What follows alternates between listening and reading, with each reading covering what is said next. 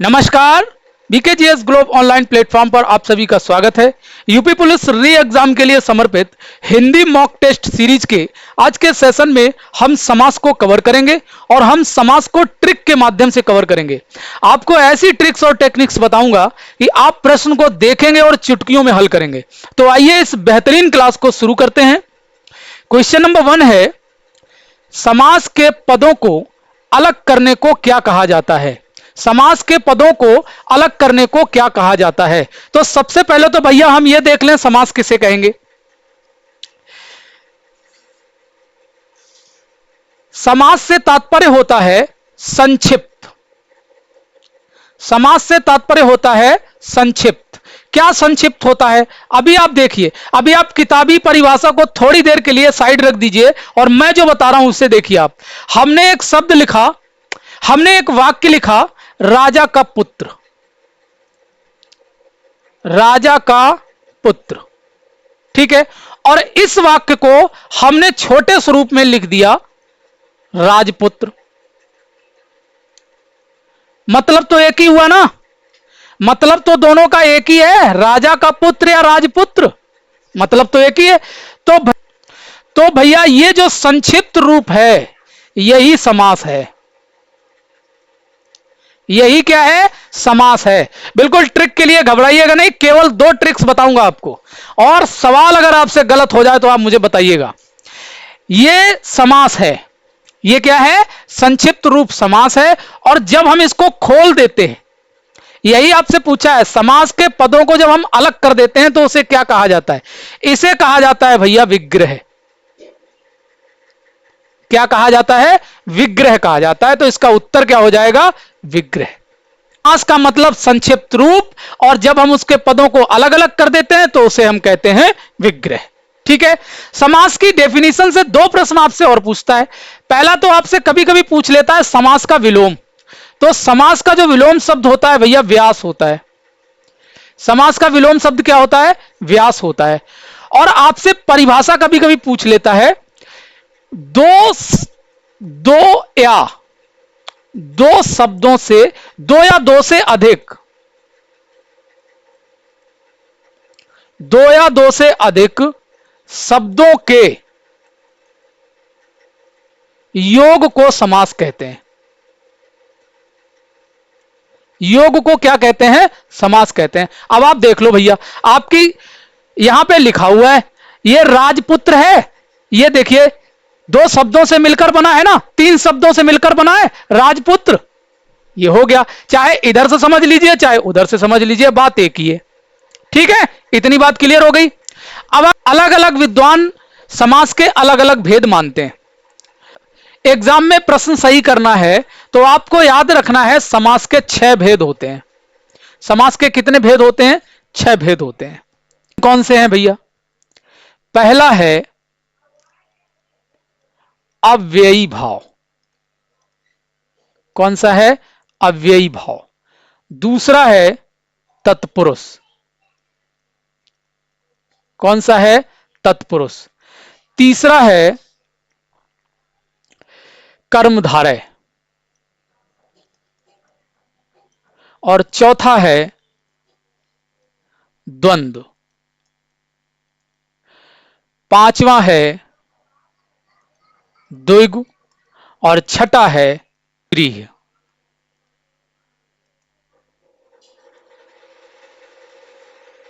ठीक है, ये 6 समास के भेद होते हैं, आपको इसे याद रखना है और इन्हीं से आपकी परीक्षाओं में प्रश्न पूछे जाते हैं। अब हम एक एक समास को ट्रिक्स और टेक्निक्स के माध्यम से सवालों को हल करते हुए इनको समझेंगे।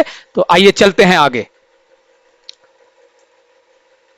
देखिए, पहला है प्रत्यंग शब्द में कौन सा समास है? प्रत्यंग शब्द में भैया अव्ययी भाव समास है। कौन सा समास है? अव्ययी भाव समास है। अब देखिए, थोड़ा सा समझ लीजिए पहले। अव्ययी भाव समास क्या होता है? अव्ययी भाव समास का जो प्रथम पद होता है, यह परीक्षा में पूछता है, इसका जो प्रथम पद होता है, प्रथम पद वही प्रधान होता है। प्रथम पद क्या होता है? प्रधान होता है, यानी मुख्य होता है। ठीक है, पहली चीज। दूसरी चीज, इसका प्रथम पद अव्यय होता है। ठीक है, अब देखिए आप, अब यहीं से आपकी ट्रिक नंबर 1 है। दो ट्रिक्स हैं अव्ययी भाव समास के लिए, दो ट्रिक्स हैं। एक ट्रिक को आप पहले देखिए। अव्ययी भाव समास के लिए अगर आपने ये अपने दिमाग में रख लिया, चाहे कैसा भी प्रश्न हो, आप उसको देखेंगे और सही उत्तर लगाएंगे। पहली चीज, इसका जो प्रथम पद होता है प्रधान होता है और अव्यय होता है, और ये उपसर्ग होता है। क्या होता है? उपसर्ग होता है। यही आपकी ट्रिक नंबर 1 है। पहला पद जो होता है वो उपसर्ग होता है। क्या होता है? उपसर्ग होता है। आप किसी भी सवाल को देखिए, आप किसी भी शब्द को देखिए, अगर उस शब्द में उपसर्ग है तो वो अव्ययी भाव समास होगा। कौन सा समास होगा? अव्ययी भाव समास होगा। और एक चीज भैया और जान लीजिए, अगर आपको हिंदी में अच्छा करना है तो आप थोड़ा सा ट्रिक्स और टेक्निक्स जान लीजिए। हिंदी में आपको शब्दों से खेलना आना बहुत जरूरी है। आप शब्दों से अगर खेलना सीख गए तो हिंदी आपके लिए बहुत सरल है। और अगर शब्द है प्रत्यंग, प्रत्यंग, इसको तोड़ दीजिए। प्रति और अंग टूट गया, तो इसका जो पहला शब्द है यही भैया प्रधान है, और यही अव्यय है, और यही उपसर्ग है। ठीक है, समझ में आई बात कि नहीं? मैं जो आपको समझाना चाह रहा हूं वो समझ गए कि आप नहीं? पहला आमरण। अब देखिए, इस शब्द को आप तोड़िए। जब हम इस शब्द को तोड़ते हैं तो आ अलग हो जाता है और मरण अलग हो जाता है। आ अलग हो गया, मरण अलग हो गया। बात क्लियर हुई? और एक शब्द देख लीजिए, हमने लिखा यथाशक्ति, तोड़ दीजिए। यथा अलग कर दीजिए और शक्ति अलग कर दीजिए। हो गया कि नहीं हो गया? कहानी खत्म। आपको सिर्फ इतना देखना है, अगर उपसर्ग है तो वो अव्ययी भाव समास होगा। प्रतिमान शब्द में कौन सा समास है? बहुत सरल है, उसी प्रकार का शब्द है प्रतिमान। प्रतिमान, प्रति अलग हो जाएगा और मान अलग कर दीजिए।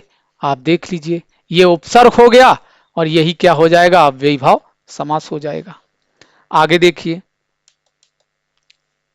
ये देखिए, रातों रात शब्द में कौन सा समास है?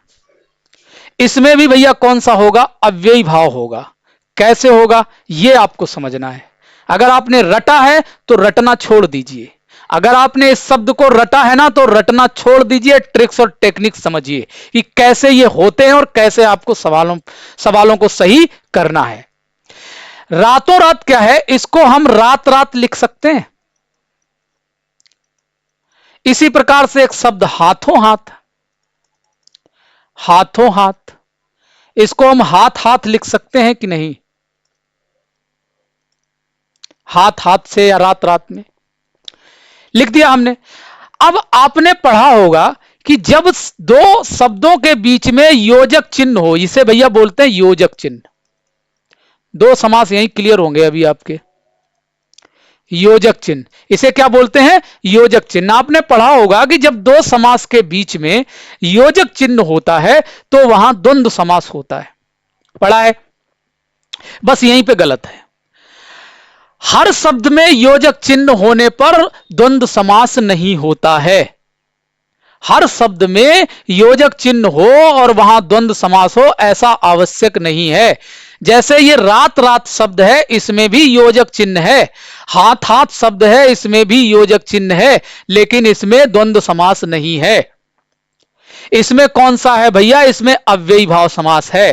ट्रिक नंबर 2, ट्रिक नंबर 2 क्या है? ट्रिक नंबर 2 क्या है? ट्रिक नंबर 2 है, जब किसी शब्द में, जब किन्हीं दो शब्दों के बीच में योजक चिन्ह हो, क्या हो? योजक चिन्ह हो और शब्दों की पुनरावृत्ति हो। क्या हो? मैंने बोला योजक चिन्ह हो और क्या हो? शब्द की पुनरावृत्ति हो।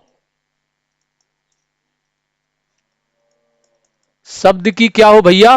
पुनरावृत्ति हो। इस पुनरावृत्ति रिपीटेशन को याद रखिए, इस पुनरावृत्ति शब्द और रिपीटेशन शब्द को याद रखिए। क्या हो? योजक चिन्ह हो और ये जो शब्द इधर लिखा है वही शब्द इधर हो, सेम टू सेम शब्द हो, तो भैया वहां कौन सा समास होगा? अव्ययी भाव समास हो जाएगा, द्वंद्व समास नहीं होगा। बात क्लियर हुई कि नहीं हुई? बात समझ में आई?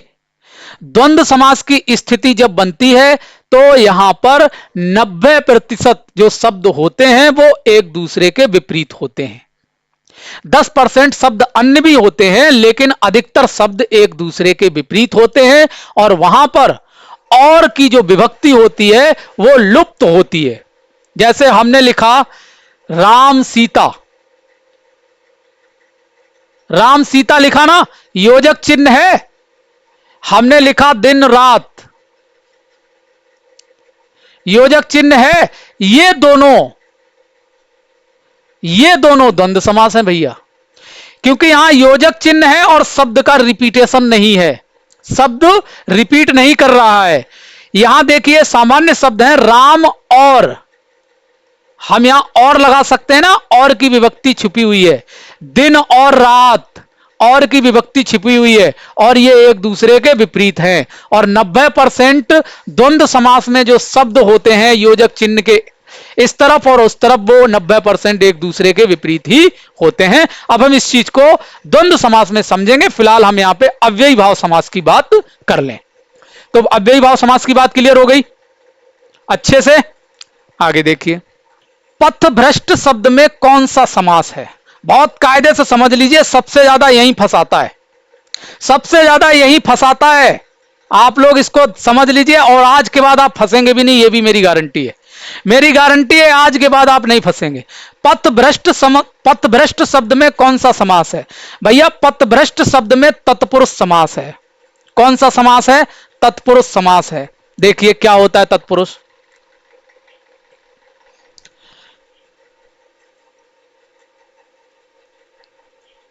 तत्पुरुष शब्द का दूसरा पद प्रधान होता है। यह तो भैया आपको याद ही करना पड़ेगा, यह आपसे एग्जाम में पूछता है, इतना तो आपको याद करना पड़ेगा। दूसरा पद प्रधान होता है, ठीक है, पहली बात, दूसरा पद प्रधान होता है। सबसे बड़ी बात इसमें यह होती है, इसमें हमने आपको 8 कारक बताए थे। क्या बताया था? 8 कारक बताए थे। कर्ता, करण, कर्ता, कर्म, करण, संप्रदान, अपादान, संबंध, अधिकरण, ये सब कारक बताए थे। उनमें से 2 कारकों को छोड़कर, कर्ता और संबोधन,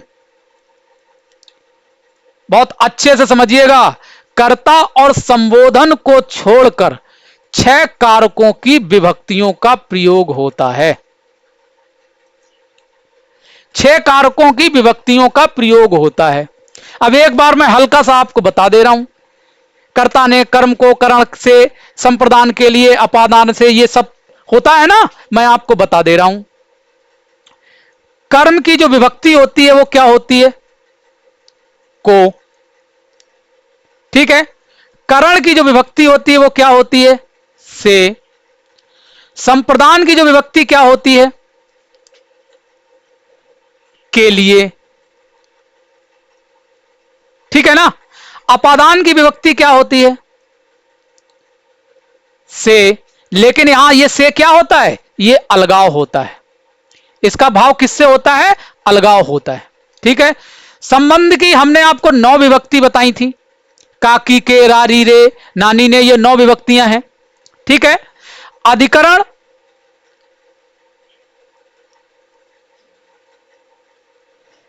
में और पर, इन विभक्तियों का प्रयोग होगा जब आप शब्द का विग्रह करेंगे। तब जब आप शब्द का विग्रह करेंगे तो इन 6 कारक चिन्हों की विभक्तियों का प्रयोग होगा। तो आपको इन कारक चिन्हों की विभक्तियां आपको अपने मन में, अपने मस्तिष्क में सेट करना है और यह आपका सवाल आसानी से हल हो जाएगा। कैसे? पथभ्रष्ट, पथभ्रष्ट मतलब पथ से भ्रष्ट।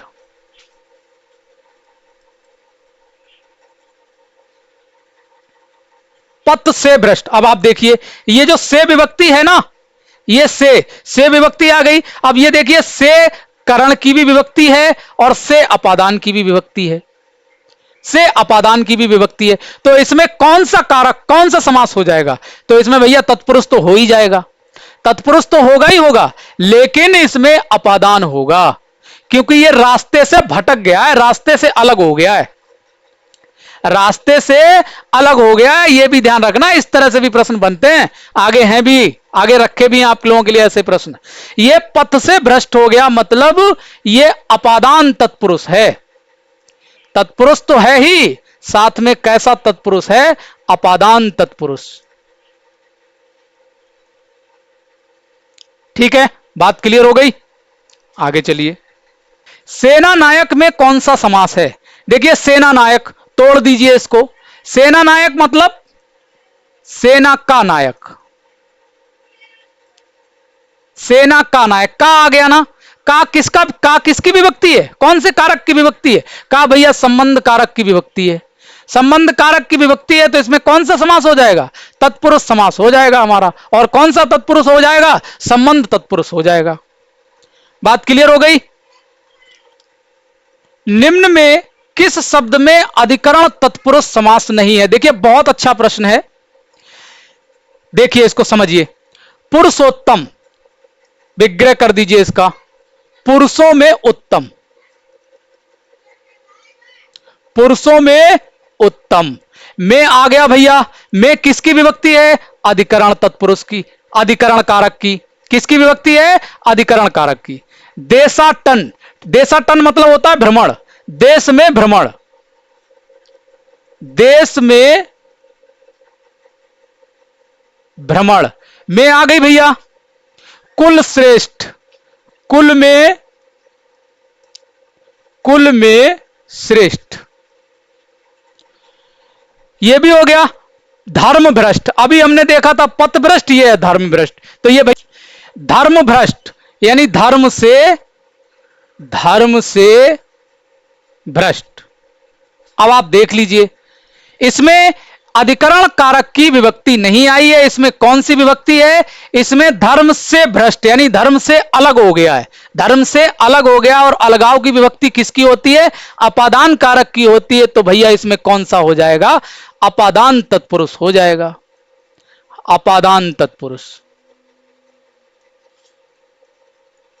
बात समझ में आई कि नहीं आई? क्लियर हो गया बढ़िया से? आगे चले, चलिए। देखिए भैया, देशभक्ति में कौन सा समास है? देशभक्ति, देशभक्ति मीन्स देश के लिए भक्ति,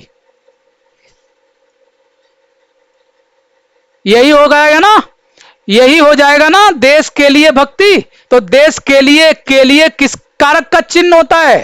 के लिए भैया संप्रदान कारक का चिन्ह होता है। तो इसमें कौन सा हो जाएगा? संप्रदान तत्पुरुष हो जाएगा, देश के लिए भक्ति। ठीक है, जैसे शब्द एक और देख लें, हथकड़ी, क्या है? हाथ के लिए कड़ी। ठीक है, गौशाला, गाय के लिए, कोई भी शब्द आप ले सकते हैं, अपने मन से बना सकते हैं। आप बस सीख जाएं, आप ट्रिक्स और टेक्निक सीख जाएं, फिर तो आप खेलेंगे शब्दों से, फिर तो आपके सामने कैसा भी सवाल आ जाए आप लगा लेंगे। चलिए आगे के, अच्छा सवाल है। राजपुत्र में कौन सा तत्पुरुष समास होगा? राजपुत्र में कौन सा तत्पुरुष समास होगा? राजपुत्र में यानी राजा का पुत्र, राजा का पुत्र। आप देख लीजिए, का आ गया, का विभक्ति आ गई। का विभक्ति किसकी, किस कारक की विभक्ति है? संबंध कारक की विभक्ति है भैया, संबंध तत्पुरुष हो जाएगा। ठीक है, आगे देखिए। मृगनयनी में कौन सा समास होगा? मृगनयनी, देखिए मृगनयनी में भैया कर्मधारय समास होगा। कौन सा समास होगा? कर्मधारय समास होगा। समझिए थोड़ा सा इसे, कर्मधारय। देखिए जो कर्मधारय समास होता है, इसका जो प्रथम पद होता है, इसका जो प्रथम पद होता है वो विशेषण होता है। बस यही इसकी बहुत बड़ी टेक्निक है। इसका प्रथम पद क्या होता है? विशेषण होता है, और दूसरा पद जो होता है वो विशेष से होता है, और विशेष से भी होता है और संज्ञा होता है। भाई अगर विशेषण है तो विशेष से तो होगा ही होगा, ये तो क्लियर है। अगर कोई शब्द विशेषण है तो वो किसी न किसी की तो विशेषता बताएगा। तो इसका जो प्रथम पद होता है वो विशेषण होता है, और जो दूसरा पद होता है, उत्तर पद जो से बोलते हैं, वो क्या होता है? संज्ञा होता है और विशेष से होता है। अब देखिए शब्द है मृगनयनी। मृगनयनी मतलब मृग, मृग माने होता है हिरन, हिरन जैसे आंखों वाली। अब हिरन की आंखें तो नहीं हो सकती हैं, नहीं हो सकती है ना। ये विशेषता बता दी कि उसकी आंखें जो है मृग जैसी आंखें हैं, उसकी विशेषता बता दी। तो विशेषता बता दी तो मतलब मृग, इसकी विशेषता हो गया ना आंखों की, आंखों की विशेषता हो गया ना मृग। तो बस आपका हो गया क्या? कर्मधारय। इसमें क्या होता है? विशेषण और विशेष का संबंध होता है। प्रथम पद और उत्तर पद यानी पहले पद और दूसरे पद में क्या होता है? विशेषण विशेष का संबंध होता है, और अमूमन पहला पद ही विशेषण होता है। क्या होता है? पहला पद विशेषण होता है। विशेषण विशेष का संबंध होता है और पहला पद क्या होता है? विशेषण होता है। आगे देखिए, निम्न में किस शब्द में कर्मधारय समास नहीं होगा? देखिए भैया, कर्मधारय समास नहीं होगा आपसे पूछा है। आप देखिए नील गाय क्या होगा? बिल्कुल होगा भाई। नील विशेषण है ना, गाय तो है लेकिन नील गाय है। सखा तो है, प्रिय है, ये भी हो गया। कृताकृत ये भी है भैया। विद्याभ्यास, आप इसका विग्रह कर लीजिए। विद्या का अभ्यास, विद्या का अभ्यास। आप देख लीजिए इसमें क्या आ गया? इसमें कारक चिन्ह आ गया, और जब कारक चिन्ह आ जाता है तो कौन सा समास हो जाता है? तत्पुरुष समास हो जाता है। तो इसका उत्तर क्या हो जाएगा? विद्याभ्यास कर्मधारय समास नहीं होगा, तत्पुरुष समास होगा। बाकी सब क्या होंगे? कर्मधारय समास होंगे। ठीक है। जय पराजय शब्द में कौन सा समास है? देखिए इसमें भैया द्वंद्व समास है। कौन सा समास है? द्वंद्व समास। अभी हमने इसकी चर्चा की थी हल्की सी। द्वंद्व समास क्या होता है? इसकी पहली चीज तो भैया ये होती है, इसके दोनों पद प्रधान होते। यह भी आपसे पूछता है, इसके दोनों पद क्या होते हैं? प्रधान होते हैं। और ट्रिक्स क्या है इसकी, टेक्निक्स क्या है? जब ये शब्द लिखे होंगे तो इनके बीच में पहली ट्रिक या पहली टेक्निक ये है, इनके मध्य में योजक चिन्ह होगा। क्या होगा? योजक चिन्ह होगा। ठीक है। दूसरी टेक्निक ये है, और की विभक्ति लुप्त होगी। जो और शब्द है इसकी जो विभक्ति होगी वो लुप्त होगी।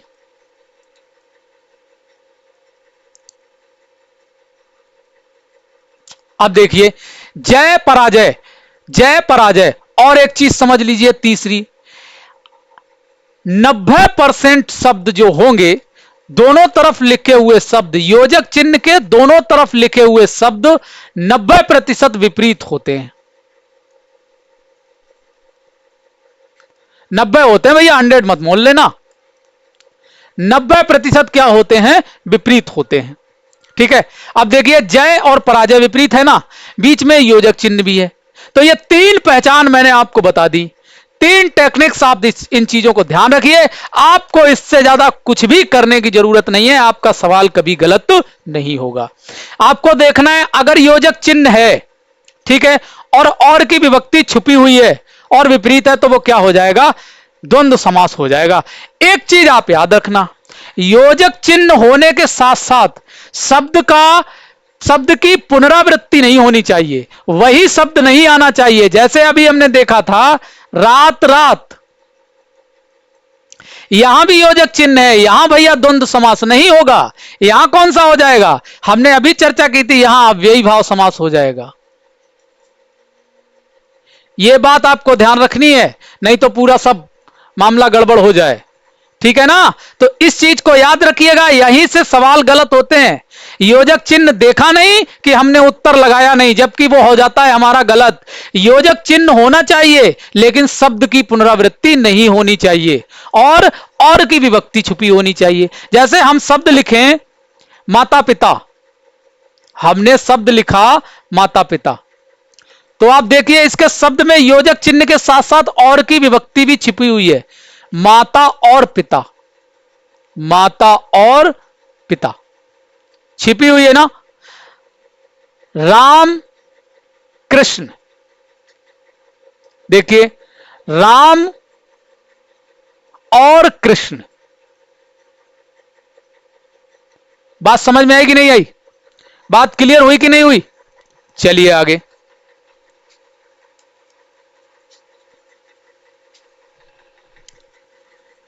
पाप पुण्य में कौन सा समास है।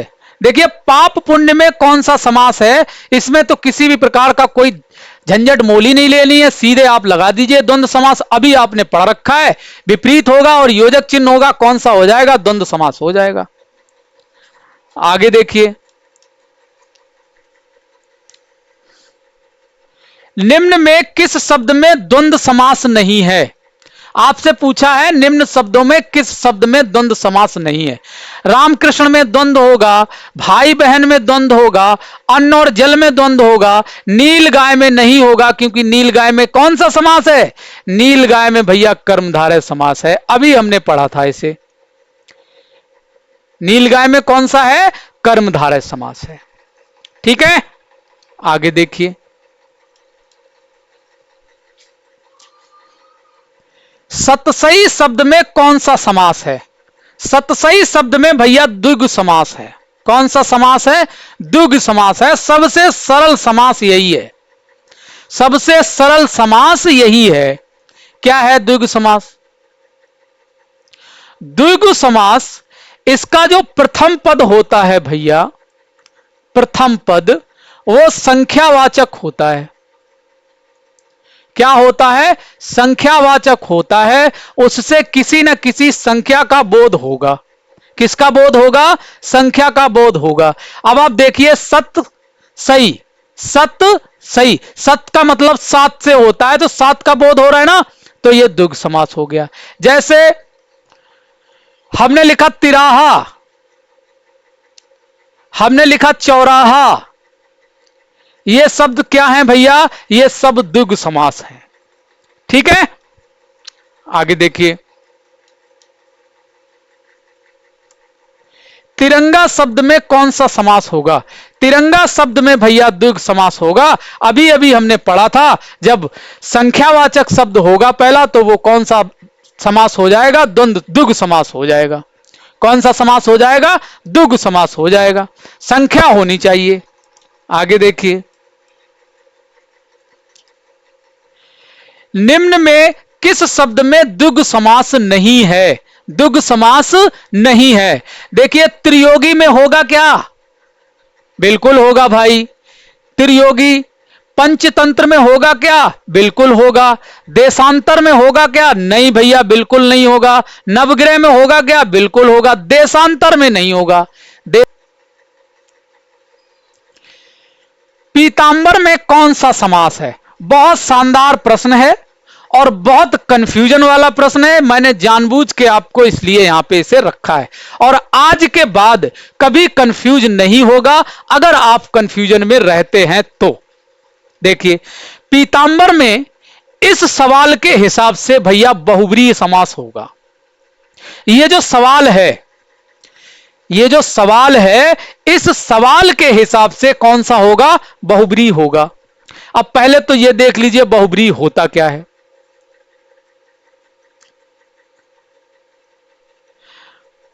बहुब्रीहि समास का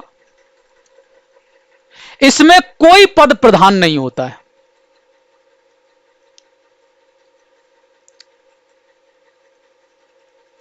कोई पद प्रधान नहीं होता है और दोनों पद समास के दोनों सामासिक पद जब मिलते हैं तो एक नया अर्थ देते हैं। जो शब्द हैं उन शब्दों से अलग एक नया अर्थ देते हैं और ऐसा समास कौन सा समास कहलाता है? बहुब्रीहि समास कहलाता है। ठीक है, जैसे यहां पे शब्द लिखा है भैया पीतांबर।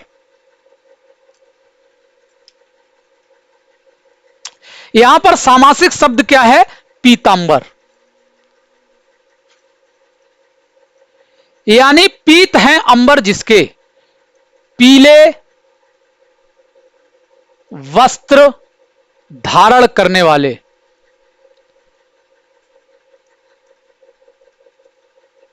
देखिए, पीले वस्त्र धारण करने वाले यानी भगवान श्री कृष्ण। बिल्कुल नया अर्थ। पीतांबर पीले वस्त्र धारण करने वाले यानी भगवान श्री कृष्ण। इसका उत्तर हो जाएगा बहुब्रीहि। अब इस प्रश्न को समझ लीजिए बहुत अच्छे से। अगर भैया यहां पर बहुब्रीहि समास नहीं हो, यहां पर बहुब्रीहि समास नहीं होगा तो फिर इसका उत्तर कर्मधारय हो जाएगा। जब पीले हैं वस्त्र जिसके,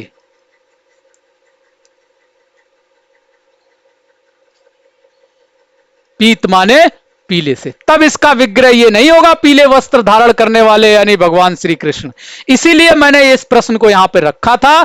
अगर विकल्प में बहुब्रीहि होगा और कर्मधारय भी होगा, दोनों होंगे, तो इसका उत्तर बहुब्रीहि समास होगा। और अगर विकल्प में बहुब्रीहि नहीं होगा तो फिर इसका उत्तर कर्मधारय समास हो जाएगा। इस चीज को आप बहुत अच्छे से याद रखिएगा। चक्रधर में कौन सा समास है? चक्रधर। चक्रधर यानी चक्र को धारण करने वाले, चक्र को धारण करने वाले यानी भगवान विष्णु। नया अर्थ यानी बहुब्रीहि समास। बस थोड़ा सा समझ लीजिए, बहुत सरल है। चक्र को धारण करने वाले यानी भगवान विष्णु। आगे देखिए,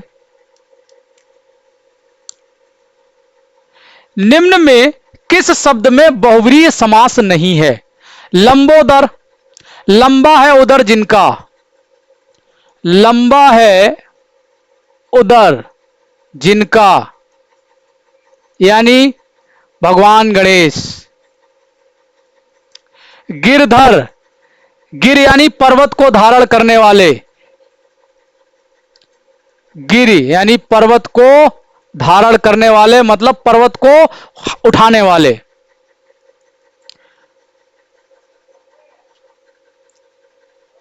धारण करने वाले यानी भगवान श्री कृष्ण। वीणा पाणी। वीणा यानी वीणा है, पाणी माने होता है हाथ, वीणा है हाथ में जिनके यानी हम सबकी देवी सरस्वती। ठीक है, तो इन तीनों में तो भैया बहुब्रीहि समास हो गया। वायु वेग में नहीं होगा, क्योंकि वायु वेग में क्या हो जाएगा? वायु वेग। ये देखिए वेग है और ये वायु जो है उसका क्या है? विशेषता है। मतलब वेग तो है लेकिन वायु जैसा वेग है, तो ये क्या हो जाएगा? कर्मधारय समास हो जाएगा।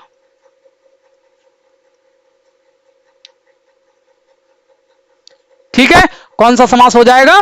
कर्मधारय समास हो जाएगा। अब कुछ चीजें आप समझ लीजिए। कुछ ऐसे शब्द होते हैं जिनमें बहुब्रीहि समास होता है। जैसे एक शब्द होता है मिठबोला।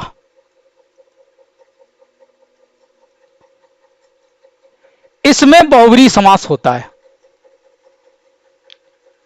कारण है इसका, मिठबोला एक विशेषता की बात कर रहा है। यहां पे मिठ बोला यहां क्या कर रहा है, यहां एक विशेष व्यक्ति की बात कर रहा है, जो मतलब बहुत मीठा बोलता है, बहुत विशेष व्यक्ति है, मतलब एक अलग अर्थ दे रहा है।